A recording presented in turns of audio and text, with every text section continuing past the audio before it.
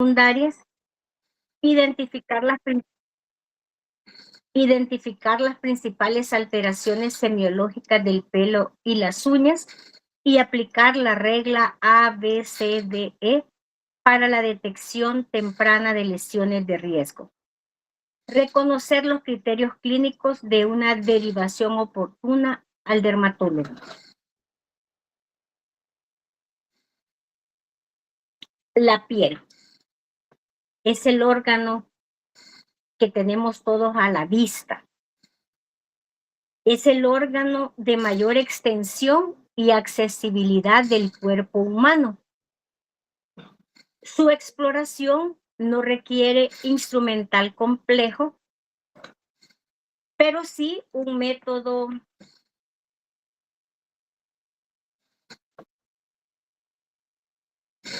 sistemático y ordenado.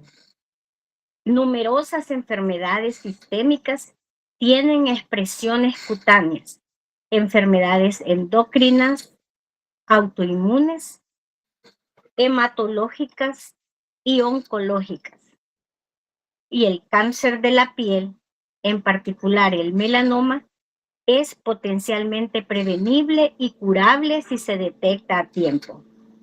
Una descripción semiológica precisa es la base de todo razonamiento diagnóstico en dermatología.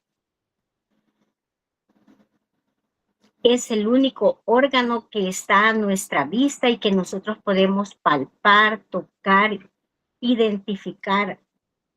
Tiene una superficie corporal de más o menos, bueno, depende de la edad del paciente, pero es un órgano extenso en donde se van a manifestar muchas enfermedades y que nosotros vamos a poder tener a la vista inmediatamente.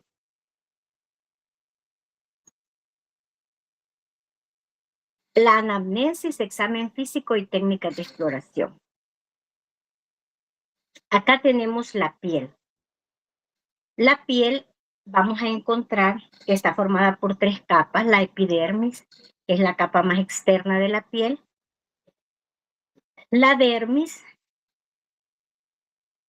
y la hipodermis, son las 3 capas de la piel.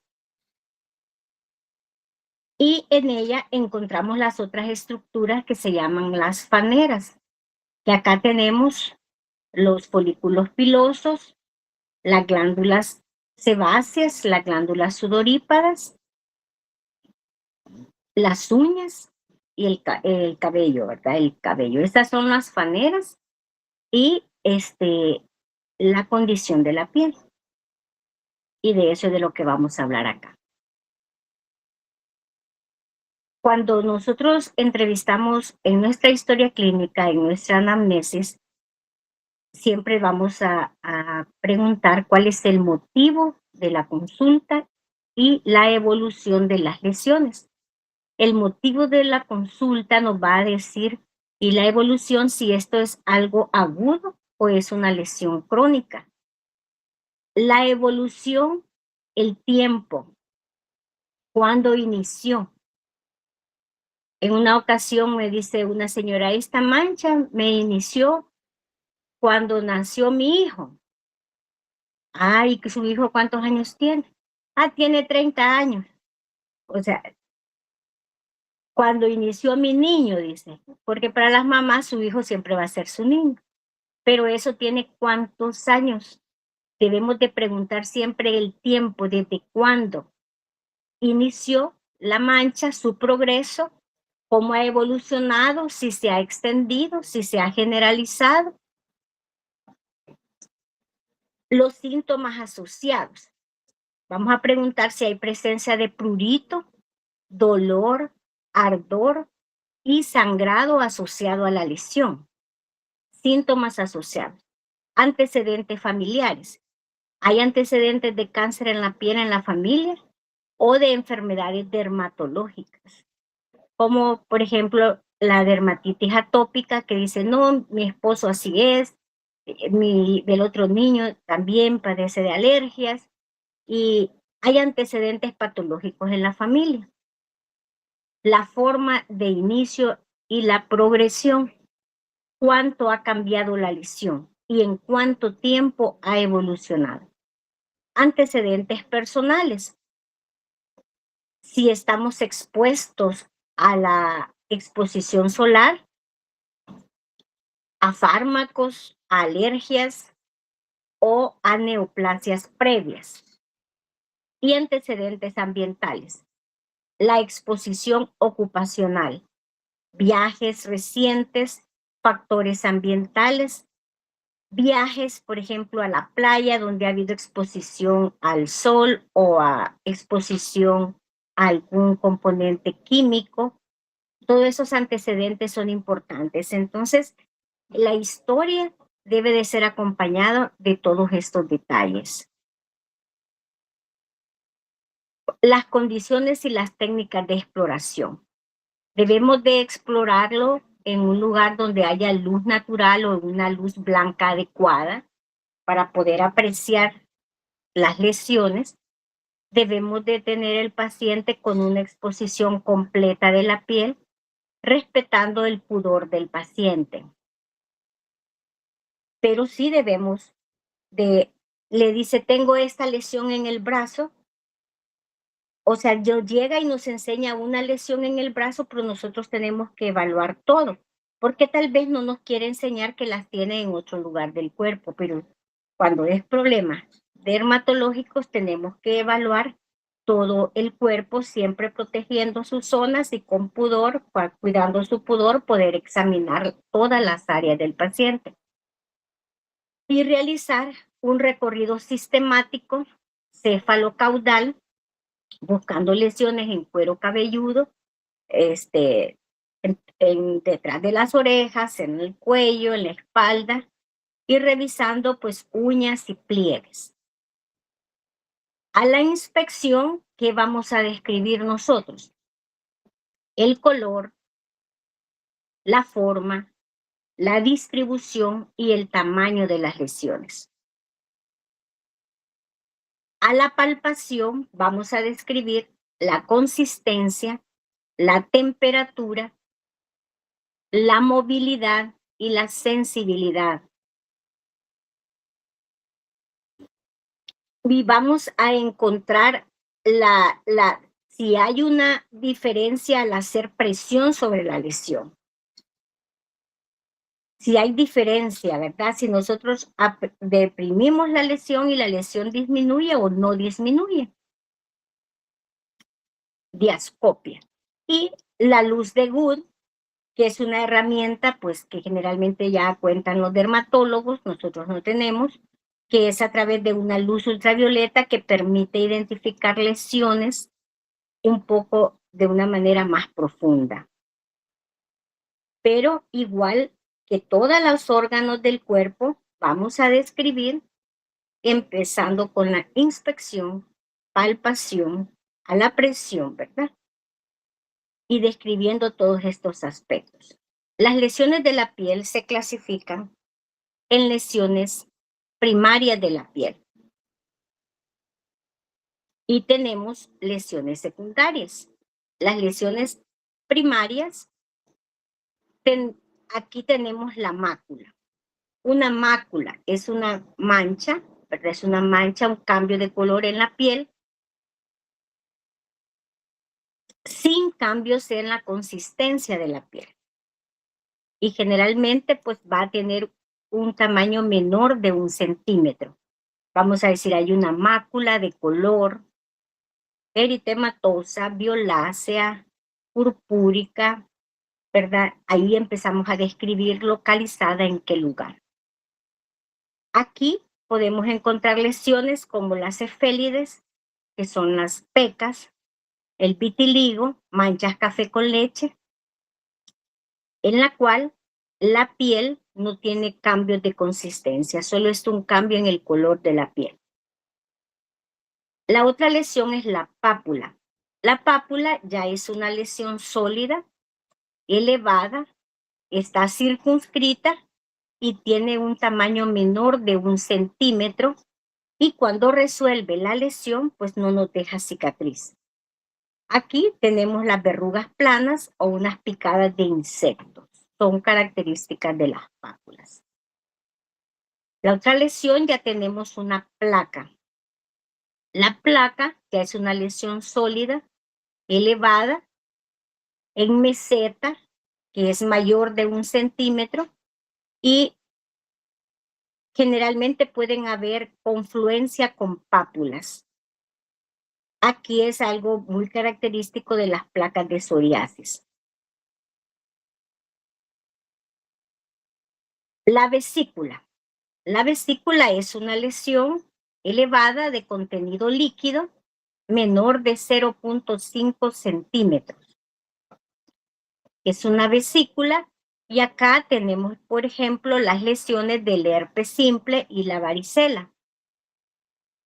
Ya si la lesión es mayor a 0.5 centímetros, se llama ampolla o una bula.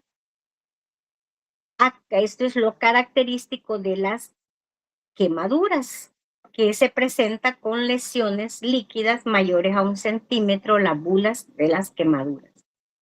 Y la pústula también es una elevación con contenido líquido, pero líquido purulento, un líquido blanco amarillento, y esto es característico del acné y de la foliculitis. Hay lesiones más profundas, como los abón o las ronchas, que vemos esas lesiones elevadas, edematosas, son transitorias, pueden ser de horas, de bordes netos y cambiantes. Esto es lo característico de las urticarias, que vemos esas lesiones confluentes, elevadas, generalmente pruriginosas, y que cambian. Están elevadas, disminuyen y vuelven a aparecer, característico de las urticarias, las ronchas, abones. Un nódulo es una lesión sólida, palpable, mayor de 1 centímetro, que ya afecta la capa epidérmica y la hipodérmica. Ya es una lesión más profunda de la piel, ¿verdad? Que tiene un componente dérmico e hipodérmico, característico del eritema nodoso. Un tumor ya es una lesión sólida, generalmente mayor de 2 centímetros, que tiene un crecimiento progresivo, y estos tumores pueden ser benignos o pueden ser malignos. Acá, pues, todos los tumores, toda masa que va creciendo más de 2 centímetros es un tumor y debe de ser estudiado para descartar su malignidad. Ahí tenemos algunas imágenes de un melanoma, de un carcinoma espinocelular y un vasocelular. Un quiste es una cavidad de contenido líquido o semisólido que está revestido de epitelio. Aquí tenemos los quistes epidérmicos. Ahora, ¿qué son las lesiones secundarias? Las lesiones secundarias son complicaciones de una lesión primaria. Ha habido una lesión y esta evoluciona a una lesión secundaria. Aquí tenemos, por ejemplo, la formación de escamas. Las escamas son laminillas del estrato córneo que se desprenden de la superficie cutánea. Esto es característico de la psoriasis y de la dermatitis seborreica. Y las costras. Las costras, descamación del exudado seroso, hay una desecación, o sea, una lesión que produce un exudado seroso o sangre o pus sobre la superficie de la piel. Eso se endura y forma una costra, característico de los impéticos. Las lesiones pueden ser más profundas, como una erosión. En la erosión hay pérdida superficial y epidérmica, y esta cura sin dejar una cicatriz. Si la lesión es un poco más profunda y compromete la dermis, como una úlcera, esta lesión al curar nos dejará una cicatriz en la piel. Y la fisura es una grieta donde hay pérdida de continuidad de la piel de manera lineal, estrecha, dolorosa y de bordes netos. Otras lesiones a describir son las cicatrices, que esto es un tejido fibroso que ha reemplazado la configuración normal de la piel tras una lesión dérmica profunda y nos deja una cicatriz. Esto pues es un tejido completamente diferente a la piel y ha sido pues consecuencia de una cirugía o de un proceso que comprometió las capas profundas de la piel. En la piel también podemos encontrar atrofia, que es disminución del espesor, de la estabilidad, elasticidad y relieve normal de la piel. Esto es frecuente observar con el uso de esteroides tópicos, que una de las consecuencias más frecuentes es la atrofia de la piel y aparecen esas estrías, ¿verdad? Conocidas como estrías en la piel por el uso de estrógenos tópicos, corticosteroides tópicos. La otra lesión secundaria de la piel es la liquenificación. Son zonas de engrosamiento cutáneo, generalmente acentuado en los pliegues por un rascado crónico, característico de la dermatitis atópica crónica. El rascado crónico nos da esta lesión de engrosamiento de la piel. ¿Qué vamos a describir? Alteraciones en la piel, cambios de color en las lesiones. Tenemos lesiones que vamos a describirlas como eritema, que es un enrojecimiento de la piel por vasodilatación y que desaparece cuando se hace vasopresión.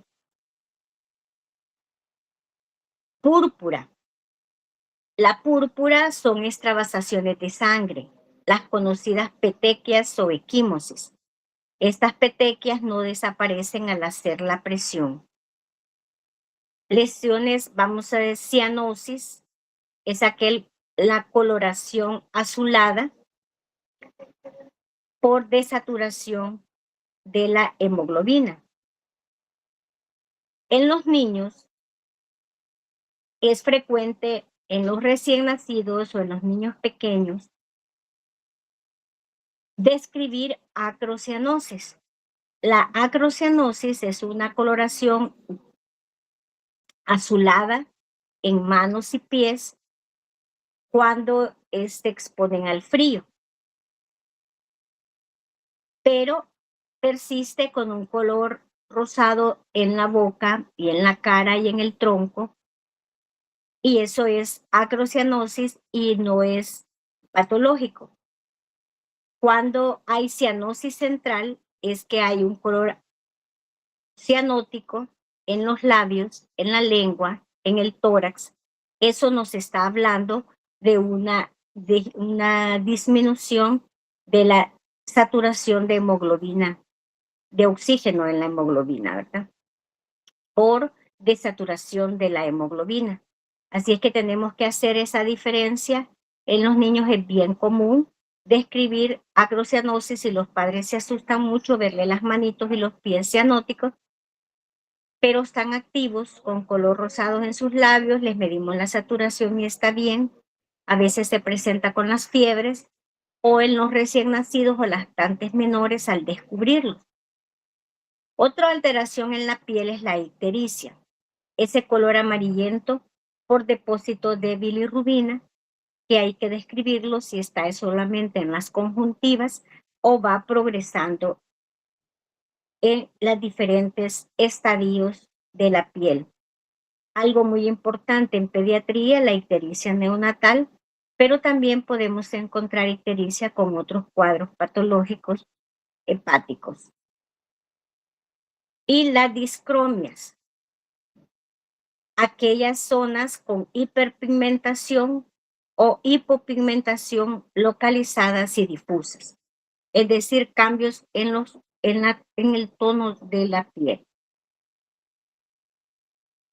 Veamos las faneras. En el cabello debemos de describir alopecias, alopecias androgénicas, cuando la persona presenta aquel patrón progresivo y hereditario. La característica presentada con las personas, los varones. También tenemos alopecia areata, que son placas circunscritas de pérdida de cabello por causas autoinmunes. También está el afluvio telógeno, caída difusa tras un evento desencadenante. Es bien común en el posparto, en un cuadro agudo de una enfermedad, encontrar que la persona empieza a perder su cabello, y la alopecia cicatricial, en la cual hay una destrucción folicular irreversible. También debemos de describir las alteraciones en el crecimiento del cabello, como el hirsutismo. Es el vello terminal en patrón masculino en la mujer que está asociado a un hiperandrogenismo. Y la hipertricosis, el aumento generalizado de vello de causa no androgénica.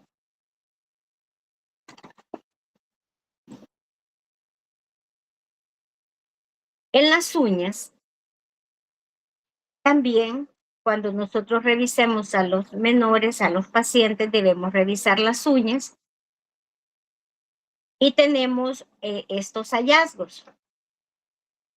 La coiloniquia es la uña cóncava en forma de cuchara. Esto está clásicamente asociada a la ferropenia. Y tenemos el hipocratismo digital, conocido como dedos en palillo de tambor. Esos dedos cabezones y cianóticos. Uñas en vidrio de reloj y dedos en palillos de tambor está asociado a una hipoxia crónica. En pediatría es bien común encontrarlo y nos ayuda a hacer diagnóstico de cardiopatías congénitas cianóticas. Y en una enfermedad pulmonar obstructiva crónica que pues se ve más en pacientes adultos o también en pacientes en niños, pero menos frecuentemente. Lo que más encontramos nosotros, el hipocratismo, son los dedos en palillo de tambor, es por cardiopatías congénitas, por enfermedades hipóxicas crónicas. Tenemos las líneas, las BAU lines, las líneas de BAU, esos surcos transversales de la lámina unguial que marca un evento sistémico agudo, posterior a sufrir una enfermedad grave, a recibir una quimioterapia. Se encuentran esas líneas en las uñas que son características de un proceso agudo en el que se ve afectado el crecimiento normal de la uña y aparecen esas líneas transversales. Y la onicólisis es la separación de la lámina ungueal de su lecho desde el borde distal, característica de la psoriasis, de un trauma o de la onicomicosis. El color. En el cambio de color tenemos la leuconiquia, son manchas o líneas blancas de la lámina ungueal que nos pueden ser secundarias a traumatismos o por causas idiopáticas. Las melanoniquias son bandas longitudinales pigmentadas que debemos de tener vigilancia de un melanoma subungueal. También tenemos hemorragias en astilla. En las uñas podemos apreciarlas ahí, que son líneas rojo oscuras longitudinales debajo de la lámina ungueal que nos recuerda o aparecen en la endocarditis y en traumas. Y tenemos estas líneas de Muerker, esas bandas blancas transversales paralelas que no se desplazan con el crecimiento y nos corresponden a una hipoalbuminemia. Existen lesiones cutáneas de riesgo. Cuando a nosotros vamos a sospechar que esa lesión es de riesgo de malignidad. El melanoma es el cáncer de la piel más letal, aunque menos frecuente que el carcinoma vasocelular o el espinocelular. La sobrevida del melanoma es de 5 años cuando el melanoma se detecta en estados tempranos. Puede ser mayor a un 90% si se detecta en un estadio temprano, pero si se detecta en un estadio tardío, pues es muy mortal. El melanoma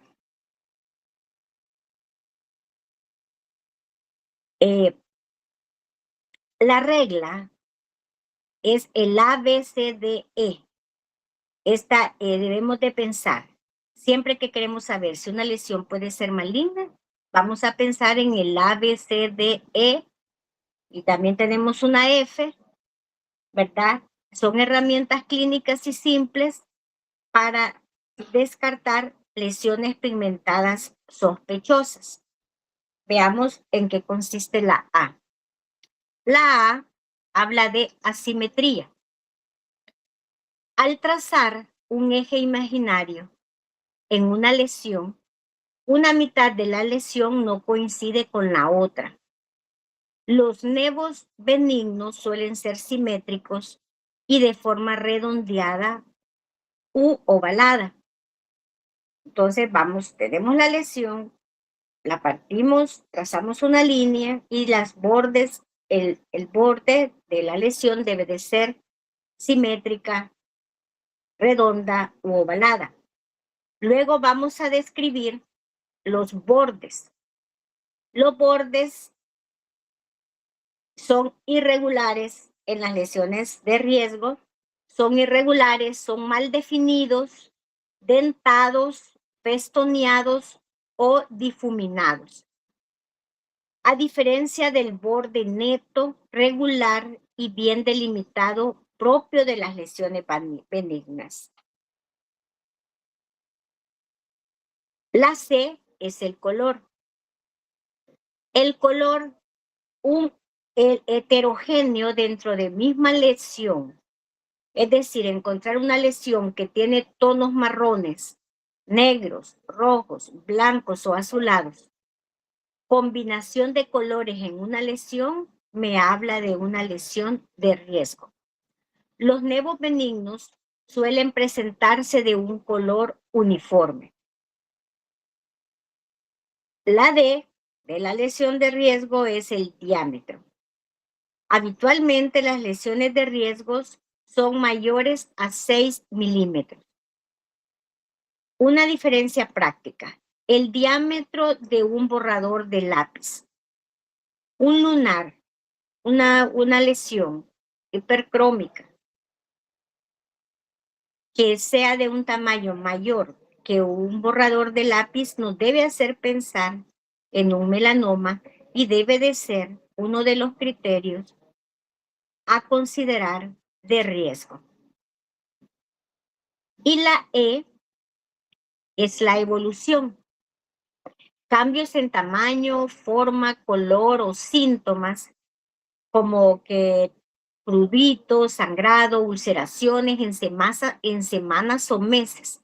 Una evolución rápida nos hace pensar en malignidad, por eso tenemos que preguntar el tiempo de evolución, la aparición, las características. La literatura considera que este es uno de los, se considera el criterio más sensible de esta regla del ABC de E de las lesiones de riesgo de malignidad. Y aquí podemos observar la lesión, pueden ver lo asimétrico de la lesión. En la primera imagen tenemos asimetría, características de riesgo, asimetría, bordes irregulares, color, diferentes tonos de color, el diámetro mayor a 6 milímetros y la evolución. Inició hace 2 meses y esto va creciendo y se está extendiendo rápidamente. Es el criterio más valioso para pensar en malignidad, pero todas estas características nos hacen pensar que esta lesión es de características malignas. Otro signo adicional es el signo del patito feo. Es aquella lesión pigmentada que difiere del patrón habitual de los nevos del paciente. Hay personas que tienen muchos nevos, pero hay uno diferente. Tiene todos y hay uno que está cambiando de color, que se está poniendo diferente, que está creciendo. Ese es el patito feo de la lesión y ese debe ser estudiado inmediatamente. Ante la duda, derivar.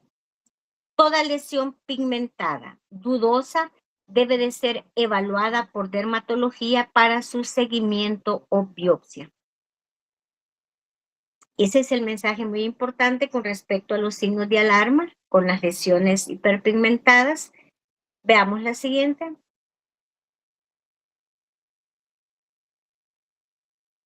¿Cuándo vamos a derivar al dermatólogo? Cuando la lesión tenga uno o más criterios del A, B, C, D, E y la F. Aquella lesión diferente a las demás, o sea, el signo del patito feo. Debemos de derivarlo. Aquel que tiene cambios recientes, crecimiento, sangrado, úlcera o prurito, cuando hay antecedentes familiares de melanomas y cuando tengamos lesiones difíciles de clasificar, que no sepamos realmente a qué corresponde, a qué se debe. La indicación es tomar una biopsia diagnóstica y debemos de referirlo a él. Para recordar, la semiología dermatológica se apoya en el lenguaje preciso de lesiones elementales, describir las lesiones primarias y secundarias. La anamnesis, la historia clínica, debe de incluir el lugar, la de la aparición, el tiempo, la extensión, los signos característicos, los antecedentes patológicos de la persona y los antecedentes familiares. Es importante para poder orientar el diagnóstico. Y el examen físico debe ser sistemático y debe de ser completo. Por lo general, la persona le llega enseñando a usted el brazo, pero debemos de revisarlo todo para poder descartar que tenga lesiones en otra parte del cuerpo. El pelo y las uñas aportan información valiosa sobre el estado de salud general del paciente. Y la regla ABCDE, junto con la evolución y el signo del patito feo, nos permite sospechar melanomas tempranamente. Ante la duda, siempre debemos de derivar. La detección temprana salva vidas. Esos serían los mensajes importantes a recordar. No sé si tienen alguna pregunta o experiencia con el tema.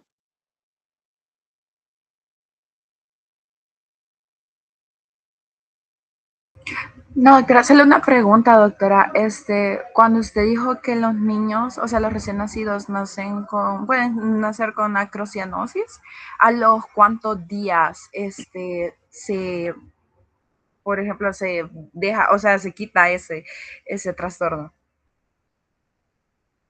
Los niños, los que han estado en pediatría, y los que han estado en los recién nacidos, ese es un fenómeno que ellos los presentan en cualquier momento. Si ellos los exponen, por ejemplo, los acaban de bañar y están expuestos al frío, se ponen con los pies moraditos y las manos moradas. A eso se llama acrocianosis. Y debemos de diferenciarla de la cianosis central, que es la cianosis que realmente habla de una desaturación del oxígeno, ¿verdad? Que es cuando presenta la cianosis en los labios y en la lengua. Eso sí habla de falta de oxígeno. La acrocianosis son cambios en la temperatura de la piel por una vasoconstricción periférica, no es patológico. El niño va a estar activo y rosadito de su boca y su tórax, y eso es normal. La acrocianosis es normal.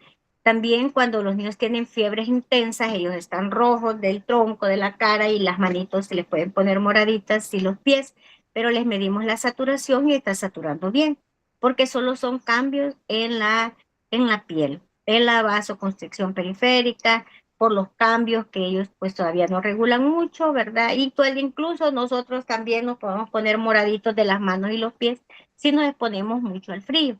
En los niños son bien lábiles y es más común ver eso. Pero luego usted lo cubre y lo calienta y ya se le quita.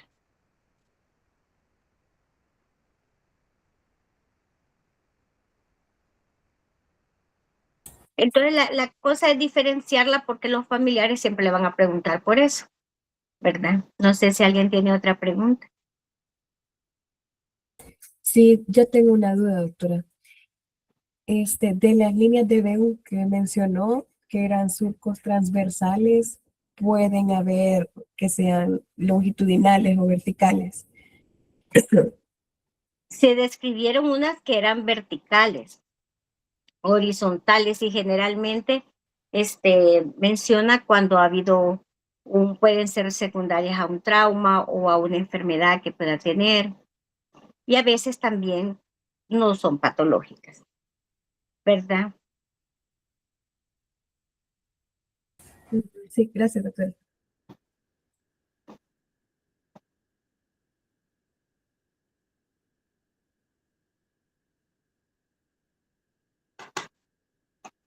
Ya no hay duda, doctora.